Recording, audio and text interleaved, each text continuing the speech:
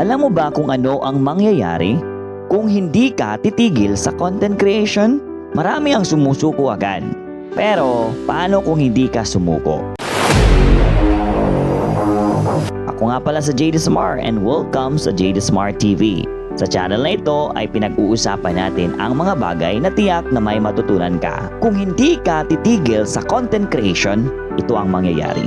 Una, mas gagaling ka sa paggawa ng video at storytelling. Pangalawa, magkakaroon ka ng mas malawak na audience at community. Pangatlo, mas dadami ang opportunities, sponsorships, monetization, and collaboration. At higit sa lahat, mararanasan mo ang tagumpay na hindi nakamit ng sumuko agad. Kaya kung iniisip mong sumuko, stop. Ang consistency ang susi sa tagumpay. Keep creating, keep growing.